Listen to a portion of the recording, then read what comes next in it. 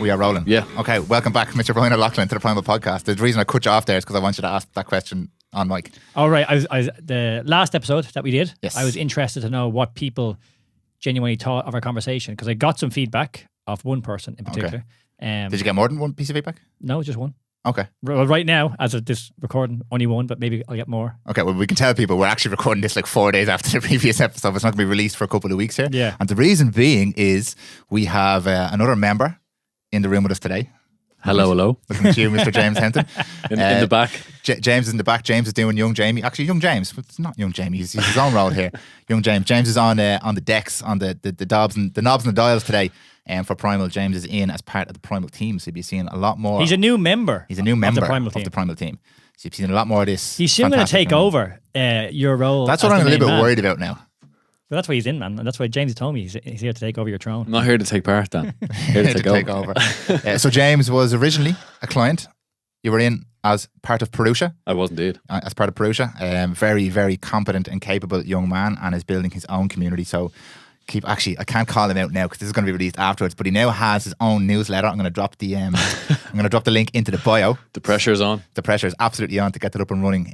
But man, it's full of value. So I'm delighted to have him in here. But it means I'm freed up to focus on the conversation with you today, Mr. O'Loughlin. Mm-hmm. And the question that you were asking, or what we were pondering just before we came live. Yeah, but the last episode that we did. Yes. Around Mushroom Mountain. Around Mushroom Mountain. And the teachings and learnings that we had. The feedback, I got a little bit of feedback and it was good feedback, but I wonder what people thought of that episode. How do you feel? Because there was a segment in that podcast where I told you, like, there was a part of me going, oh, what will people think? And then I stepped back and said, oh, why am I thinking what people will think? So there was a whole kind of conversation going on in my own head. But how did you feel after doing that one? Pretty good. I mean, like, they're conversations that we have, they're things that we do. So, I wasn't afraid to say what we did. That's what we do. Do you have concerns how it will be interpreted? Not particularly, no. No. Oh, fair play. But I don't think what we did was anything mental. Or we're not pushing anything. Or we're not, we're just living our lives and we're describing what we've done, and we do them with real intention, and we're going to keep doing them. So I just wonder what people would think. That's all. I thought about this a lot afterwards from a different perspective. I thought about this from the perspective of somebody who knows. I know people in many different spheres of, say, healthcare or wellness. So I know some people who are in the formal medical qualified psychotherapy psychologist world. I know people obviously in the alternative medicine world. I know people in the functional medicine world. I know people in the health world. I know people who are actively engaged in what's commonly known as the plant medicine world or the psychedelics world. And it's so funny for me to see that even in the worlds that talk about mindset and understanding the brain, there's still so much tribalism. So a lot of the time there's real resistance and pushback to people in the formal medical world to stuff like this, even though it's now accepted as part of the formal medical kind of Rolodex, I suppose. Well, not over here. Not over here, no, but in places like Canada, the States, South America, even some places in Europe now. They're doing combination therapies with psychedelics and plant medicines and stuff like that. They don't call it plant medicines in the formal medical world, but what do they call it? Do you know, in the medical world? I don't actually know. Okay. It's a good question. I don't know. But I know they don't use the word plant medicine. And in the kind of holistic world or the more spiritual world or the more wellness worlds, there's a lot of kind of, talk therapy doesn't work, mainstream medicine is this and that and all that kind of stuff. And like with most things, the answer is usually in the middle. The grey area. Yeah, but there is a resistance. So I'm always very, very clear and transparent when I talk about this stuff, because the other thing that's happening at the moment, I think, with this plant medicine movement is when anything, did we talk about this before? When anything becomes pop culture or popular, there are people who are not going to get it. They just do it because it's pop culture. There's a level of escapism with stuff like this as well. If you're using substances to not have to feel how you feel on a daily basis, what's the difference between that and drinking or doing cocaine in the bathrooms on a Saturday evening? So there's all these sort of conversations going on. So when I was thinking about this afterwards, it's like, how do I communicate why I do this? And we had a beautiful conversation that evening, actually, myself, yourself, and the other gentleman who shall remain nameless until he comes forward himself, in the car park before we left, about our partners understanding why we were there. Yeah. Yeah. Happy to talk about that? Yeah, 100%. Yeah. And if you thought about a bunch of lads going into the woods and drinking cans or doing whatever they were doing, it's escapism. Really, most of the time you're escaping from the humdrum normal life or something you don't like or a relationship you're not happy in or whatever. And for me, and what transpired for you, because we shared this when we were chatting up there, was It's more about growth and becoming a better person to bring back into that life, because I was excited to get back and to see my family and to speak to Jill and to talk about this kind of stuff and to download what I'd kind of found and understood about myself to become a better version of myself. And I know this sounds a bit cliched and maybe a bit, oh, okay, Dan, but that's genuinely why I do these things.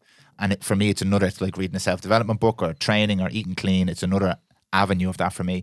So when I thought about all this, I was like, oh, I'm totally comfortable to answer the question in about 17 minutes. I'm totally comfortable speaking about this stuff, despite the fact that it might not be necessarily mainstream or permitted in certain spheres. Yeah, it's interesting because I'm the same, obviously, with Danielle. Like, Danielle knows exactly why I'm doing this. She wouldn't necessarily do it herself, but understands my reasoning behind it. My thing would be like, I'm not an expert at this. I'm not claiming to be an expert. By the way, I mean, so that's the only thing I would say. New. We're just explaining our experience. We're literally just delving into conversations and actions that we do and the lives that we live. Yeah. Or I'm not an expert in this. You're not an expert in this. So that's the only thing I would say. And I think it does come across when we have these conversations. Like, we're not pushing this on people or saying that everyone should do it, because I think you're dead right. Not everyone should do it. Oh, actually, and I'll go even one further. I don't think anybody should do this until you understand the what, the why, the how, the who. Not that I'm saying like it's massively dangerous or something like that, but I think there should definitely be an intent there. Sorry to cut you off there. No, I agree, because it's like, as you mentioned, you're not doing this every weekend. You're not doing it for the crack. You're not doing it to distract yourself. You are genuinely trying to learn. And from those teachings, learnings, and downloads come, as you mentioned on the podcast last time, the integration, which is the everyday, which is the mundane, which is the hard part. And I think our experience on the Mushroom Mountain last time, we started to embrace that a bit more. Well, that's what it is. It's Mushroom Mountain, baby. That's where we're up the mountain. Press start. Sorry, James. Okay. I didn't press start. But like, I don't know about you, but it's been a week or two since that time. Yeah. I feel more of a drive to do the harder things. Yeah, I know. Agreed. It's still hard to do. Yeah. But it's like, this is the thing, I think, and another point to add on to my big spiel earlier on. This doesn't fix anything. It doesn't do anything. All for me, this is, again, as I said, is another tool. The things are still hard. The hard things are still hard, but now you have new perspective. I have new perspective on why I'm doing these particular things. I agree. Which I understood before, and it has just helped me with some clarity and awareness around those things. Helped to kind of gather my thoughts a little bit. Because in other ways, sometimes you're like, okay, this is what I'm doing. You have real purpose, drive, momentum, and then a month later, you're like, I'm a little bit scattered now. Difficult things have happened. I'm being pulled a few different directions. So for me, it's a great tool to just help refine that, and to remind me, yeah, you're doing good. You're going the right direction. This is okay. Or here's some things you could look at. But it only really counts, as you said, if it actually does things. Yeah, and speaking of those things, my focus for this year was distraction. And since that podcast, I have been better at systemizing my distractions, minimizing the distractions, and I feel the benefit for it. I'm sleeping better. I feel I have more clarity. I'm taking better quality of action. But like, it's only been a week or two. Where will I be in a month or two? Give us an example of how you've structured that. Well, even for example, sleep. I'm just being a lot more strict with my time on my phone. Like, I'm not on my phone past 9 p.m. Even before then, I'll be off it. I'm purposely now, if I'm watching TV in particular, I'll watch it. I'm not actually really watching it, and I'm reading at the same time to kind of prepare me for bed. And I'll go to bed and I'll read. So I'm almost reading now to kind of prepare me to go to sleep. And as a result, I'm just sleeping better. I'm waking up more fresh. I'm really enjoying reading. Like, I'm really enjoying reading now. Like, what are you reading? As a result, I'm reading a couple of books, but I've mentioned about Ryan Holiday's book in particular. No, not The Obstacles Away. No, was it Courage is Calling? I think is what it's called. Is it Courage? I don't know. There's a few books. I've a few of them there. But yeah, it's just I'm just really enjoying this kind of idea of doing the hard thing and things that I know I should be doing. And I'm getting the benefit literally straight away. But like anything, having the motivation in a short space of time, it's pretty fucking easy. Where will I be in a month or two? You know, but I do have that want and that desire to continue on this path. And as I said to you, up on Mushy Mountain and off Mushy Mountain, to raise the standard. But you know what I mean? To raise the standard of my action steps and take that responsibility and to carry that load that is very light that I have right now. And I kind of want to accept more load. Yeah, that's cool. Yeah, it's deadly. Because I suppose what we're going to talk about here today as well is like leadership. Yes. Because that's one thing that I think I've taken away from that experience, and not in a conscious way, but again, just that idea of kind of responsibility. Because I was going to mention last time on the episode, I didn't mention it, but congratulations to you, Mr. Daniel Campion. You are now officially the captain. Oh, yeah. Where'd you come with this? Yeah, well, it's a nice thing. You're the captain of your I appreciate that. Thank you. Senior Gaelic team. Yes. Tell us more about that. How that come about? That came about, I was asked, essentially. It was not necessarily a voted system, the management asked, but they based it Do on... people know on this podcast that you play ball? I think I've spoken about it before. I play senior football. I've played for, what am I now? I've played for 27 years. And I don't know if people would be surprised, because I was kind of surprised when I first met you, but you're an animal of a football. Like, I'm not surprised anymore because you're an animal. When I first met you... What? You've never well, all you've ever done is tell me. But no, I do know for a fact that you're very good. I've never said to you I'm an animal playing football. No, but you are very good. And like, it's like... He's just, even know nothing to base that on, but okay. No, I do. People have told me, so I know for a fact. But like, I wouldn't have said that when I first met you. And maybe people who watch the podcast don't necessarily know that you do have this skill and disability. Not disability. This ability. Sorry. This. That's what having a jive because you're a soccer man. Ability. You play it's a bit of a disability. I've played football for the guts of 25, 26 years now, I think. I absolutely love it. The captaincy is lovely. I was captain for a long time in my 20s as well. And we've new management in now. Fantastic management team, great structure, great bunch of lads there with the football team. I think I said this before, I've really enjoyed, despite the fact that last year was COVID. The last few years were COVID, and it was obviously football was stop-start. It was very disjointed. I've really enjoyed the football the last few years. And why? What do you mean? Just a great bunch of lads. I think I've also... it is a big outlet for you though, isn't it? In terms of massive. It's huge. It's massive for me. What's it give you? Again, I'll have to give the nod to Jill for this because she's the one who always reminds me even though she's the one who's to deal with my shit all the time because we don't go to weddings, we don't go to parties, we don't go on holidays really because I'm playing GA. And I've never played county. I've dabbled in like challenge games and stuff for county, but never made the cut for county. So it's not like I'm playing for Dublin Sweetheart. We've got the Ireland this weekend. I played club football at a relatively high level for all those years. But she's had to deal with that. But she always reminds me of all of the other stuff that I get from the game, apart from obviously the physical exercise and all that kind of stuff. A sense of purpose, a sense of drive. That's one area in my life I'm very disciplined in, and I've drawn on that a lot for other areas of my life. I've drawn a huge amount of confidence in my own abilities from that, because it's something that I was decent at for a while. Hopefully I'm still decent at. It gives me so much stuff. It gives me a sense of belonging in a team, in a tribe, a sense of shared purpose, all these different things. It's helped me develop my communication skills, my leadership skills, as we'll talk about today. All of those different things. And now as I get older, you've asked me why I'm enjoying it so much more. Now I'm appreciating other elements of the game, like what it gives. In my situation, young men, the outlet it gives young men for their own health and in their heads. And I think as well, you kind of mentioned the kind of sacrifice that you have to make outside of the game. I always make it's never a problem for me. It's a problem for Jill and the family sometimes. It's never a problem for me because I'll never sacrifice my family to play football ever. But I have sacrificed from the day I started playing to now, holidays, nights out, all that kind of stuff. Again, it's weird because for me they're not a big deal anyway. I'm not a big. I don't go out a lot to like nighttime social events and stuff like that. I sound like a fucking dry fuck here now. I'm not a dry fuck, but I'm not into going out to the pub or anything like that. So it wasn't a massive sacrifice, but like you've committed to this thing. It's not, again, going back to Mushy Mountain, if you look at it, it's not a big commitment. It's 3-4 days a week and most of it is really, really positive and it's for me. So it's not like I've made a massive sacrifice here. My family have made more sacrifices for my football than I have, to be perfectly honest with you. But it is a commitment.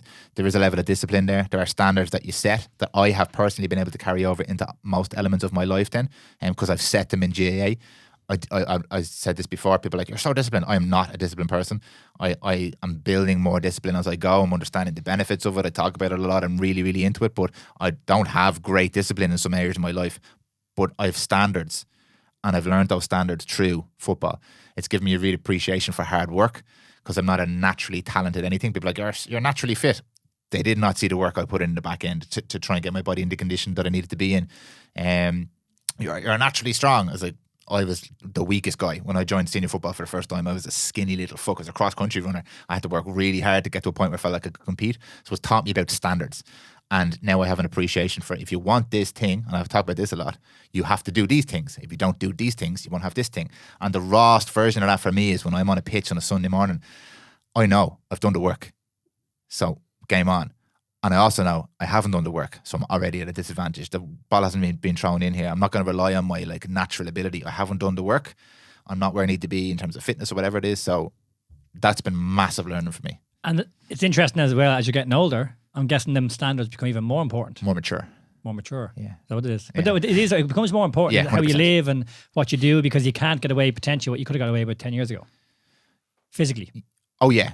Now it's even more important that I manage my body, obviously, and stuff like that in terms of recovery and things like that.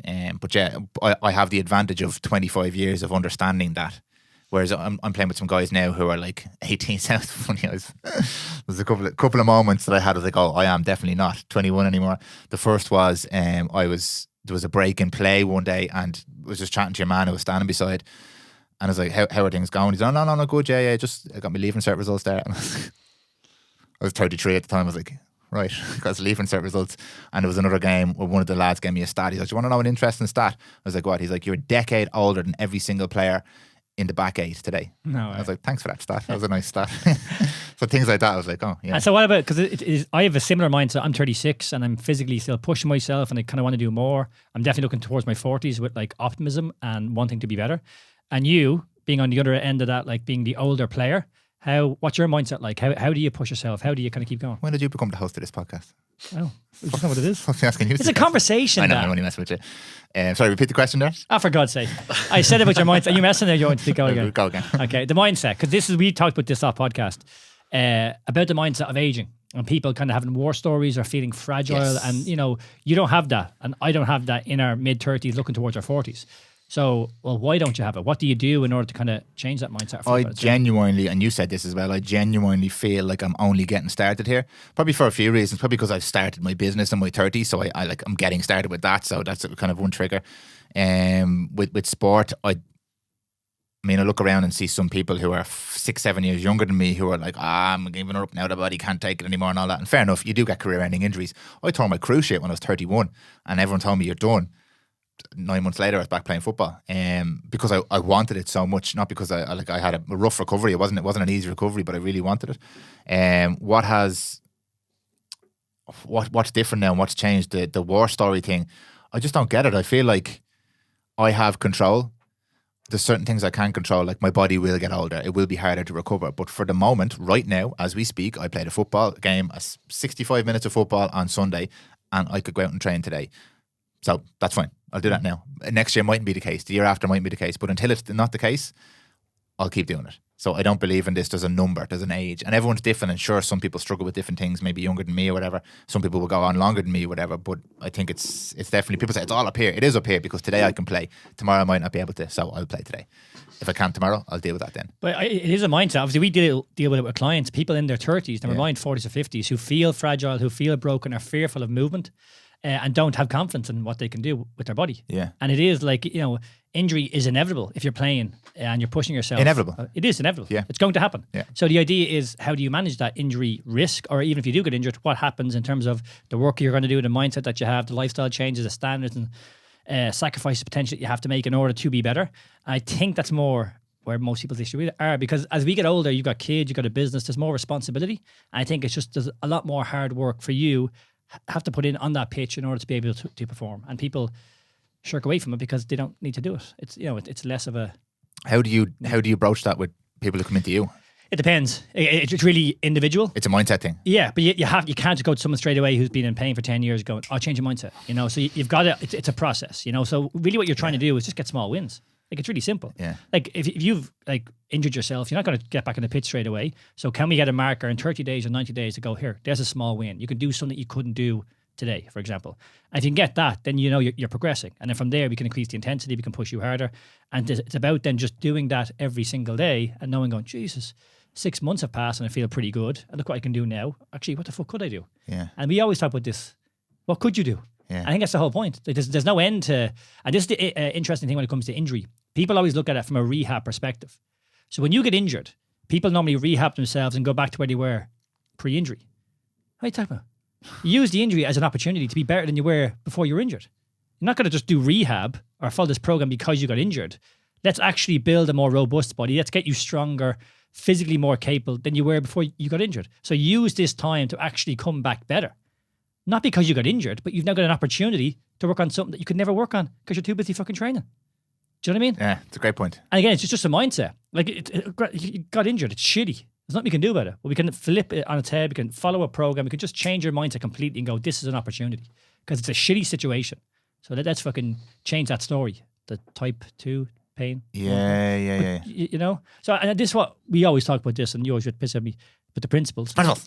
Movement 101. It is Principles. it is the principles though, because you know, you look at an injury, or you're looking at playing football, or like your age, it's a mindset shift. It's a different narrative.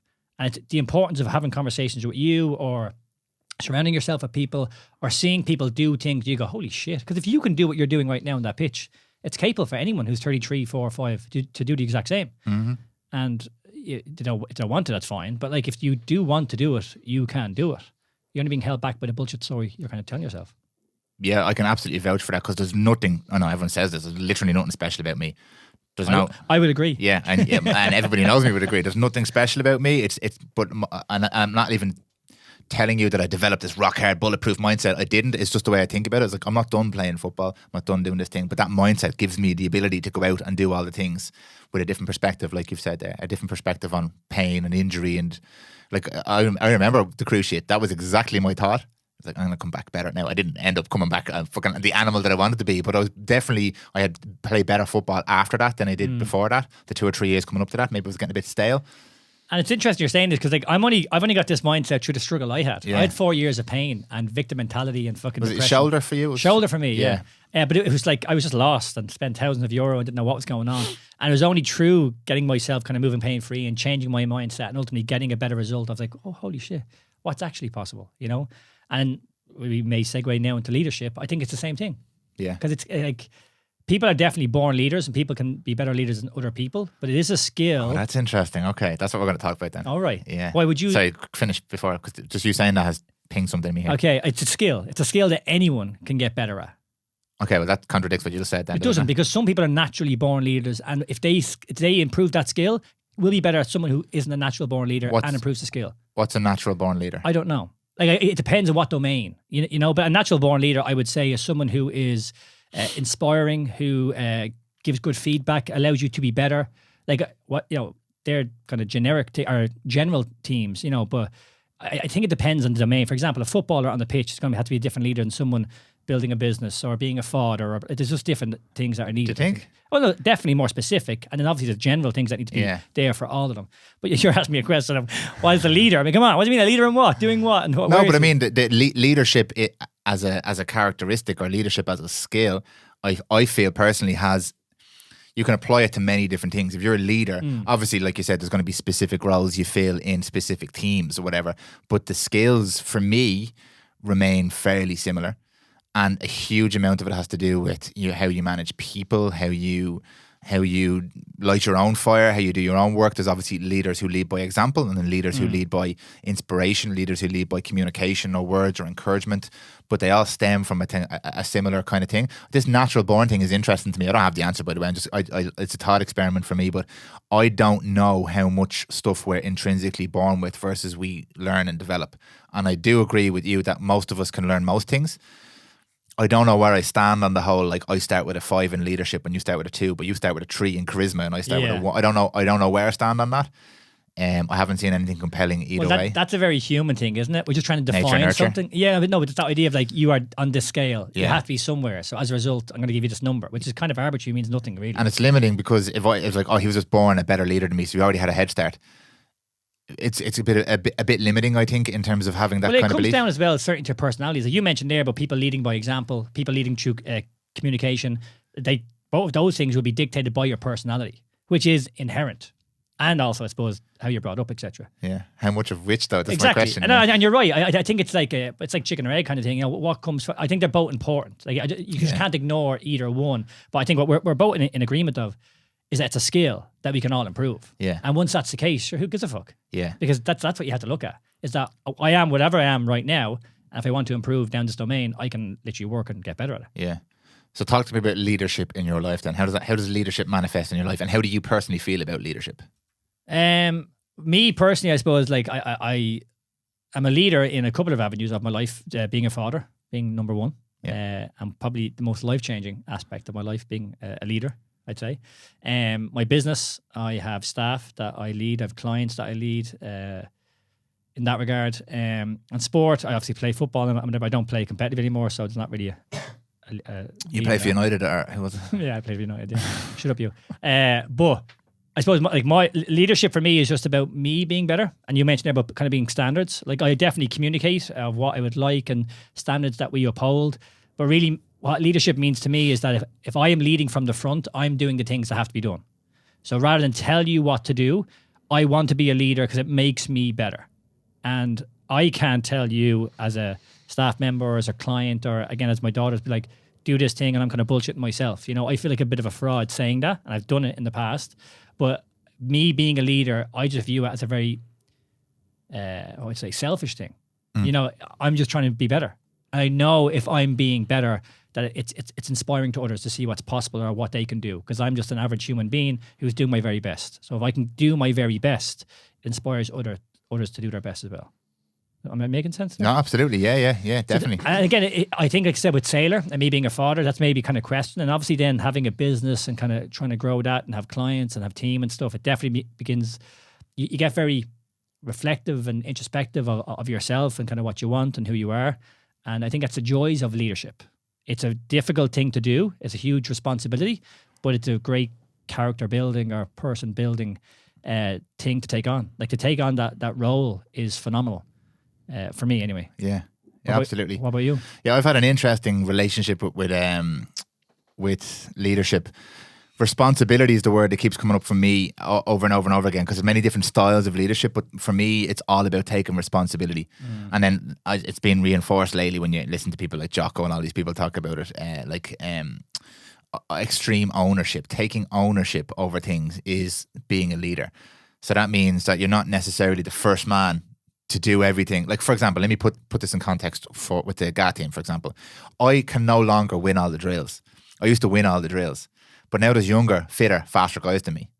Not stronger, apparently, because I'm winning the strength drills. But there's younger, fitter and faster guys. So I can't lead by being the fastest guy. So, but I don't have to be the fastest guy. I lead by taking responsibility for myself, for doing my best, for contributing everything that I can contribute to that group. And that doesn't just mean winning all the drills. So it's not just I'm the best guy out there, therefore I'm the leader. And oftentimes the best guy in a group of people at a specific thing is not the best leader. I've seen that happen over and over and over again. Leadership, what I've seen in a sporting context, a family context, a business context, comes down to responsibility for me, taking responsibility. And I had a very interesting experience last year, which I shared with you about my concept of, I wanted to be a leader. I wanted that. And thanks to Jamesy, we're going to bring you in now in a sec, James, so don't fall asleep in there. Thanks to Jamesy, I'm listening to, which has always been on my list, but Dale Carnegie's How to Win Friends and Influence People. I never read that book before. Oh man, I'm only 2 chapters in. Fuck me, there's so many takeaways from this. So good. But one of the parts he's talking about at the moment now, and it's not in the context of leadership at all, but it carries over, is we all want something out of most things that we do or everything that we do. So he's talking about when you give something, you give to a charity, you want to feel good about giving to the charity. So ultimately it is about you wanting something. And me with leadership, I had a similar relationship with leadership. I was like, I want to be the leader. And that was an egotistical thing. I want to be seen as the leader. But I started to realize then, I had a couple of experiences that really showed me that that's just ego. The job, the goal, the mission here is to help. Because if you are a leader, the mission is to serve. If you're leading a squadron, you're leading a team, the mission is to help the squadron, the team, the family, the business do the best that they can possibly do. But you do that by serving. You do that by taking responsibility for things, by helping other people, by showing compassion, by building community, by doing all these things. That's how you become a leader. And in my head, I was like, I want to be the leader. And then I was like, that is ego to want to be a leader. But when you do all these other things, when you take responsibility and do all these other things I mentioned, you naturally become a leader. And how much you're willing to do those things will dictate how close you get to being a leader in a group, depending on the dynamics of that specific group. So like when I look at football, for example, I didn't put my hand up this year for the responsibility, but I was asked and I accepted it because I wanted it when I was asked, but I didn't put my hand up because I was like, that's not what this is about. But what happened was the feedback that came to the people who make the decisions pointed in my direction. And that's only as a result of me trying my best to help people over the last 5, 6, 7, 8, 10, 25 years, whatever it is, because I take a lot of pleasure from helping the lads down there. Now, sometimes they're not as good, sometimes they're not as attentive, but I like to be able to listen, like to be able to engage, like to be able to support, like to be able to do my best as a kind of lead by example as well. And obviously that's borne fruit in that specific area of my life. With family, kind of the same thing. You try and be the leader, and no one cares. What they want is love and respect and engagement and compassion and all that kind of stuff, and you taking responsibility. And when that happens, you naturally become a leader figure.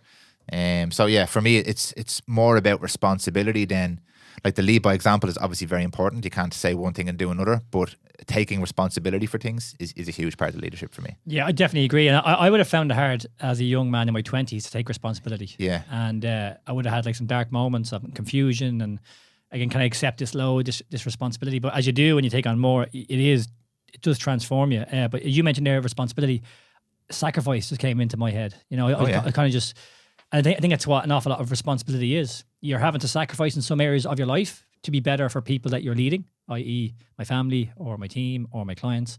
And again, it's not a sacrifice that's cutting you away. It's a sacrifice that's actually making you better. It's a difficult sacrifice to make, potentially. Peterson always talks about this kind of idea of burning away your old self. Isn't he that misogynist? Yeah, potentially. Hates women or something? I'm not getting into that. But he talks about kind of burning the old self and how painful it can be. Burn away layers. Yeah, and I think that's why responsibility and sacrifice can be difficult, because you are having to kind of, we talked about the last podcast, get away from being a boy to a man. Yes. And it can be difficult to let that go because it's all you've ever known. And again, you're moving into a responsibility, sacrifice, unknown, go, am I able for this? You know, I don't know if I'm able for this. And then as we're kind of realizing now over the last couple of years, the more you lean into it, the more you actually accept that responsibility, adaptation occurs. Yeah. And you go, oh, okay, right, yeah, no, I'm better as a result. That's what it's all about.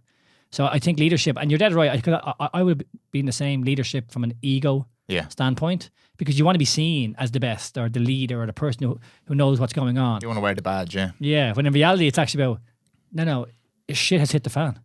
What the fuck are you going to do? Yeah. Like, forget what you want people to think of you and all. What are you actually going to do? And the more you can step forward into that with clarity, or again, with at least some level of a want or a drive even, let's go in this and make a experienced decision, or, you know, a thought out decision or something like that. I think it's great. Like, leadership, accepting it fully, as difficult as it is really good. And this kind of idea of like extreme ownership and all, like, we're not at the levels of Jocko and all that. No, not even close. But do we want to be? But you can be inspired by that. You know, and again, it's not about leading, you know, like Jocko, or which ones? That was the chap, come on, here. Oh, Goggins. He's in Dublin there recently. Yeah, but I don't know what that was. But you knew who I was talking about. But like, it's not about being those people or doing those things, you know, that, no, you know, 99.9% of people will never want to do or will never actually do. It's just going like, they're doing the extreme version of responsibility and sacrifice, and we can kind of pull from that and integrate it into it's a thing with those people, like extreme ownership. Seeing something at its extreme lets you understand the concept at its like purest. And the concept to me is very like, and I'm actively trying to practice this like extreme level of ownership now. The first thing I'm trying to do now, and again, Dale Carnegie's taught me to do, is not point fingers. Accept responsibility for this. Now, I fail a lot. Jill will tell you, as a fact, I fail a lot, but accept responsibility for everything. Like fucking everything. It's no one else's fault but my fault. Now, it's not self-flagellation, but if I start accepting responsibility, all of a sudden I start to find solutions in my own head for my problems with the world and my problems. It's not everybody else's problem. Your man pissed me off, cut me off in traffic. Just accept responsibility. Now, not be a pushover, because there's a difference here. I'm not talking about lying down and just taking everything, but accepting responsibility on a more than what you deem reasonable level. And it does crazy things to your head. It was like I try as well sometimes when I remember to this whole thing about not lying about anything, because a lot of us tell little white lies every day to make our lives and everyone else's lives more comfortable. We don't even realise that we're telling most of the white lies that we tell, just little untruths and white lies and stuff like that, because we couldn't be arsed telling a certain story or justifying a certain thing. But if you make it your mission to go out and not tell a single lie, not one single conscious lie in a single day, it's very hard. Yeah, it's very You find out how often you lie. But the interesting thing is, it's not about not lying, because then, rather than, I said this before, rather than text a client to say, I didn't get your email, I didn't do that edit, you now have to be a better person to not have to send the email that I now have to send, which is, I'm really sorry, I didn't do that edit. I didn't respond to your email. Not, I didn't see your email till this morning. I don't do that anymore. And if you get a message from me like that, you know that I genuinely didn't see your email. But it doesn't happen, because now I reply, rather than saying I'll leave that till later on and go, oh, I forgot, sorry, I didn't see it. I didn't see your email. No, I forgot, my bad, my responsibility. So it levels you up then, because now you don't want to feel like that. You don't want to make excuses like that. So you're like, fuck, I better level the fuck up here. I was just chatting to someone there about like showing up late to training and stuff like that. The lads are implementing standards and things, and I'm 100% behind it, because it forced me to level up. I won't be getting sloppy anymore. We're training at 7. I'm not going to arrive at 5 to 7. I'm going to arrive at 7:15 because I have to be ready at 7 o'clock. So if you buy into the concept, even though like Jocko's extreme, but the concept can help you level your life up. And I find it really interesting. And it's interesting you're saying that there, because it's this kind of idea of leadership. Like, we have a team of a few coaches, etc. And if something kind of goes wrong, often you look back and the problem is me. It was my issue. I didn't communicate something well, or they weren't clear of exactly what was going on, or a message was miscommunicated somewhere. But it's not necessarily the coach's fault, unless it is, and we keep going over and over, then it is a problem. But in most cases, it's my fault. Yeah. And it is a great way to understand yourself more, like I said, to raise your standards. And you can lie to everybody else, but you really cannot lie to yourself. If you keep seeing these same things over and over again, it's painful. Yeah, it's really painful. And again, you don't have to change, but if you end up wanting to be better down these avenues, you have to change. You could just get down the pub and have a few points. Off you go. And then I can't, man. I'm not drinking anymore. Yeah, me neither. Did I tell you this? That I'm not going to drink ever again. Really? I've committed to that. Ever again? Ever again. Why not? I don't know. I had this. Well, you had to know. Well, no, I do know. It's a big thing to say and not know. know. So, I don't know if people know, but I'm on this 1 year no beer. So in the middle of, when does it go now? March. So. Yes. So it's going to be March. So we're 3 months in and I haven't drank, and it's not really a big deal. I don't really drink much. So it honestly hasn't been much of an issue. I haven't said no much because there's nothing to say no to. Yeah. But it's made me realise why I would say yes to drink. And I found this concept of 98%, 100%. Do you ever hear this? Decision fatigue. Yes. You're not 100% committed to something. Yeah. So when you're in a situation, i.e., for example, a wedding, or I'm going to a birthday party or Christmas, whatever, I'm going to get pissed because I don't normally drink. But because I'm at this occasion, the situation where I have drank previously, for me to say no to this is just not normal. The situation is normally going to win. And because I have this decision of, well, will I or won't I, more than likely I'll fall back into the thing I've always done.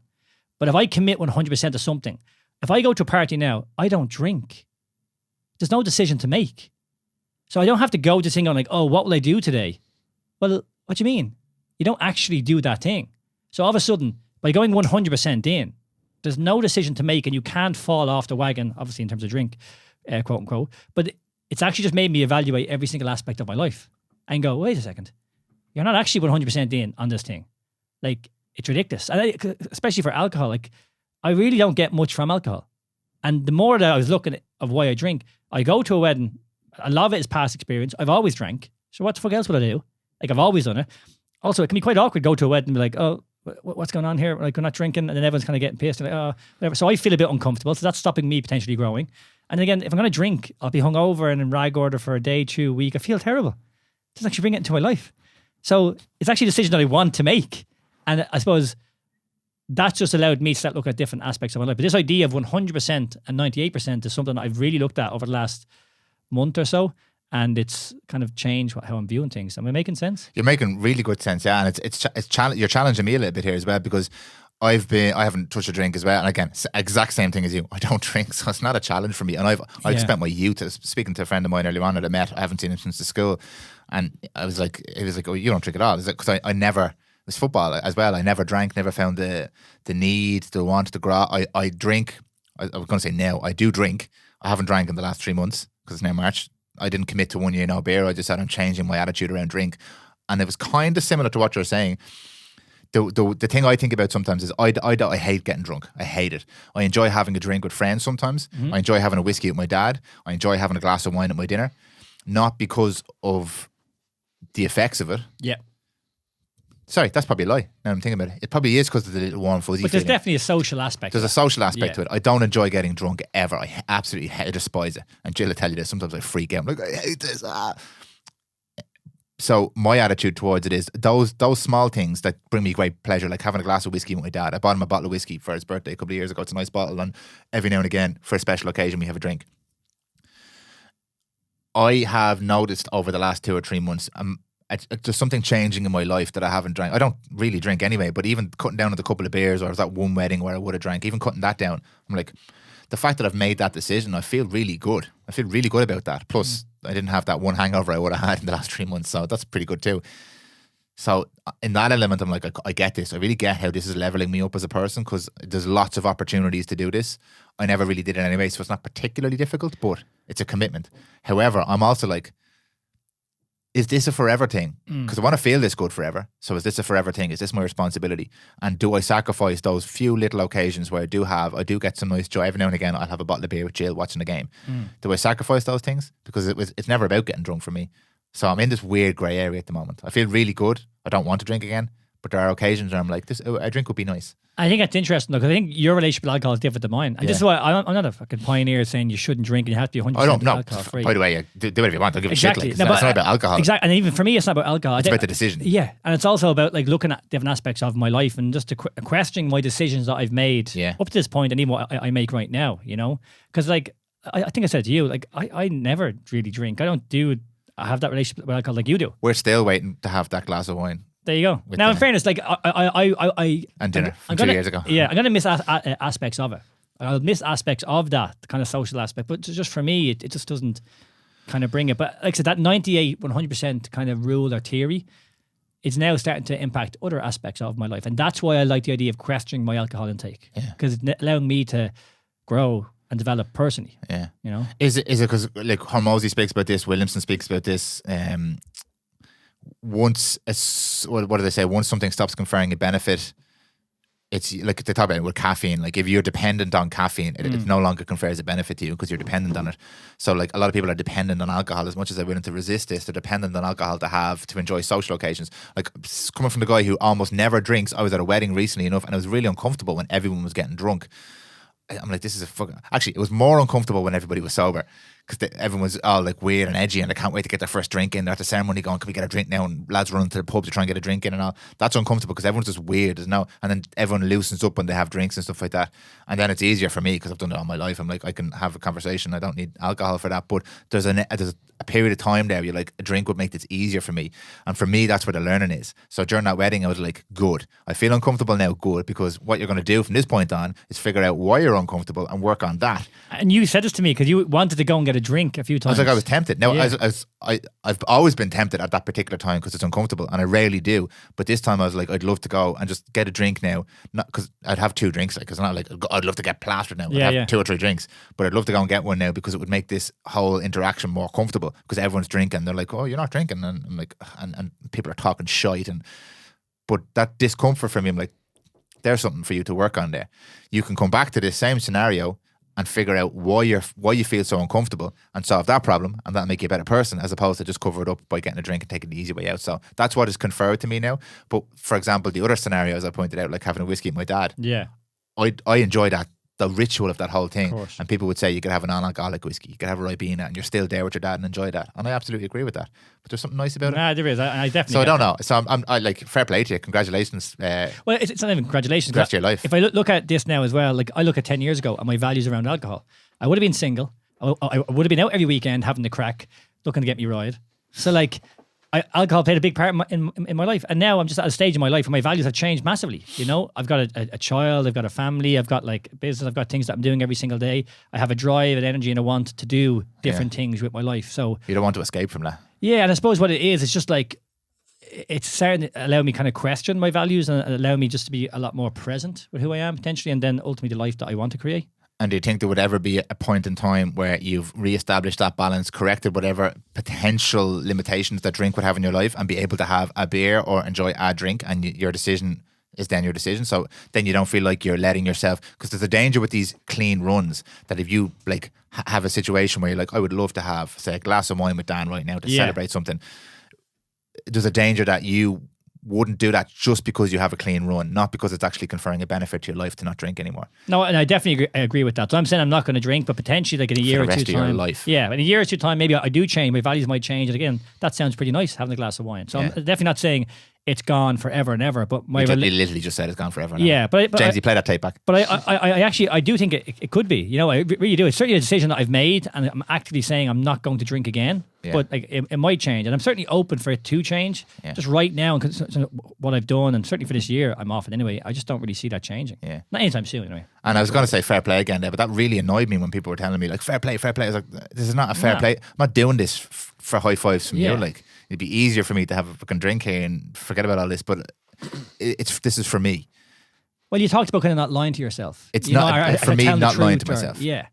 And I think like I do want this, and it's uncomfortable, and it might be difficult, or whatever it is. But like, can you do it again? Have that sacrifice, and again, that more responsibility. It's like I want that in my life now. No one is going to invite us anywhere. Well, no one invited me anyway, so it's okay. Well, I did, and you never came for the glass of wine and the dinner. You mentioned being a young man in your 20s, leadership is a difficult thing to get your head around. We have a young man in his 20s right here in the studio with us, Mr. Hello. Mr. Jamesy Hempton. How we doing? Jamesy, tell us a bit about leadership, because you're a young man in your 20s. You're embarking on your journey. You're not the typical young man in his 20s. Now, I have to point out for people, Jamesy is a special gentleman. But what does this idea of leadership mean to you? And we don't have a camera on you today, but I'm actually going to get a camera in for the next day as well. Oh, so good show. You can That'll actually be interesting. Leadership, that's an interesting topic. Well, I think leadership, I suppose, in a group dynamic, what it is you sacrifice. You mentioned it there, Brian, but the word sacrifice. You're sacrificing more. You're sacrificing more than anyone else. You're doing the most for that group. You're the one going out of your way to make sure that the group is in working order. You mentioned as well leading by example, Dan. I think that's a key component of a leader, is that they're someone that people get behind. So they're doing an action, or maybe they're speaking about a certain topic.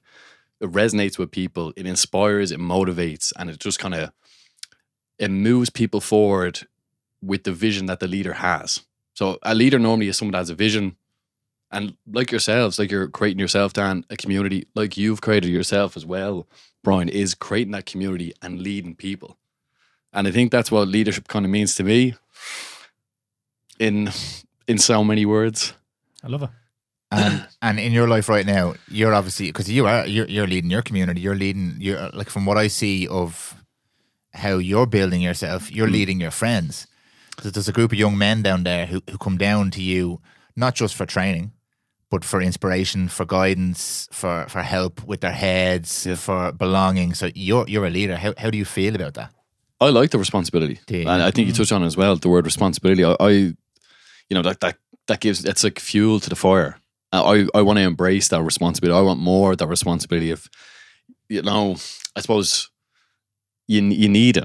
To be a leader, I think a key ingredient is to have a lot of responsibility for the group that you're leading. So your actions, they stand out. And even something that you touched on there as well, Brian, is like leading by example in terms of not drinking, and the benefit for that for you, and then the benefit for other people that will look at that action and go, look what Brian's doing. He's doing something different.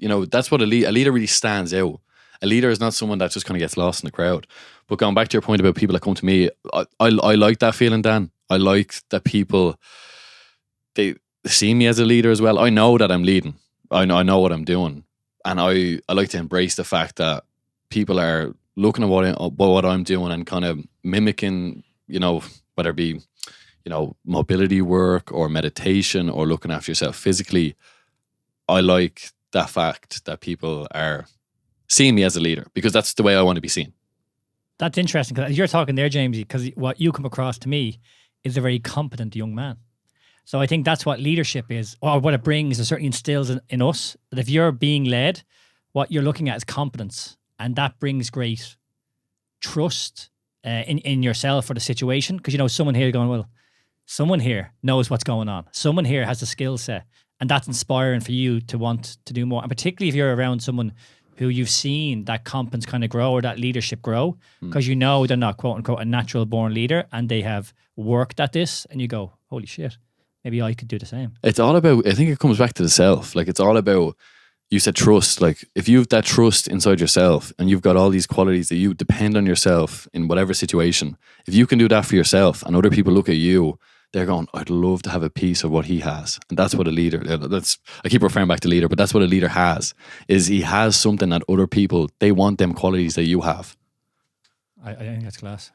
It's really interesting listening to James, because I agree with what you're saying there, but it's interesting to hear you say, I want to be viewed as the leader as well, because that's where my mindset shift changed, and nothing actually changed for me, except I can vouch for James because you're doing great work and you are leading by example and you're leading by serving and you're leading by building a community, but you also want to be seen as the leader. And so do I. And that's what I was referring to the Dale Carnegie piece there. Like, there's no harm in that. However, the trap to fall into there is to just want to be seen as a leader and not to actually take the responsibility. So I can vouch for James, I can vouch for Brian, I can vouch for myself in terms of I genuinely want to take the responsibility, but I also do like being seen as the leader, and it's sometimes hard to say that because there seems to be a bit of ego attached to that. No, I don't think so, Dan. I think it's a good thing to embrace. Yeah. I think I like the way, like you're saying it. If that's what a leader does, they say basically how they want to be. And I know there might be some attachment of ego attached to it, but I just think it's you just, you want to be seen as that leader. I think there's no harm in that, I feel. I agree. And I think it's a very human thing, this kind of ego. I think it's always there. So, the want to be viewed this certain way or whatever. But what's interesting, I think, because we're all admitting that you want to be looked at as the leader, during difficult periods, that's when it can be most excruciating. When people look at you and you're struggling. Yeah. And you're meant to be quote unquote the leader. Yeah. And then talk about responsibility. That can weigh heavy. Big time. And that can often nearly fucking crush you. Yeah. And that's when you get humbled. I think often, and that's where I think the difference of what James is saying there. I think it's not a bad thing to say you want it, so long as it's truly you're doing the work and you're taking the responsibility and not just doing it for show, because you'll come back to bite you in the fucking arse. Yeah, I think there's no harm in wanting it. I do. My priority now is firmly fixed on the action. Yeah. And I'm aware that I do want it as well. And like, you often hear stories too about like some of the best leaders are people who don't want the responsibility. And that's why they make good leaders, is because they're not in it for the wrong reasons. But I do believe there's several different ways of going about that as well. Like, because if you're in it for the right reasons and you also want to be seen as the leader, it's the same as if you give money to charity because you want not because you want other people to see you giving money to charity, but because you want the good feeling that you're going to get from helping somebody else. And that's an interesting conundrum, because some of the Puritans would say that it doesn't count if you just want to feel good yourself. And what the opposite to that is, well, if they benefit and if I'm benefiting from the fact that they benefit as something I did, that's great. If I'm only doing it because someone's watching me do it, that's social media then. If I'm only kind of helping out because I know I'm on camera or something like that, that's a different story. But there's no harm in me, for example, with the charity thing, or let's keep it on the leadership thing, me doing the things that make me a leader and also liking the fact that I'm a leader. Well, you had that quote that Tony McAlevey said last time. There's many great men, but few good men. It was a Tyson quote, wasn't it? A Tyson quote, was it? Yeah. But like, and I think what he actually said was not that there are. I've met many great men. Okay. But not a lot of them have been good men. But I think that's kind of the interpretation of, say, the best leaders. Yes. They're not necessarily shouting from the rooftop they're the best. They just are.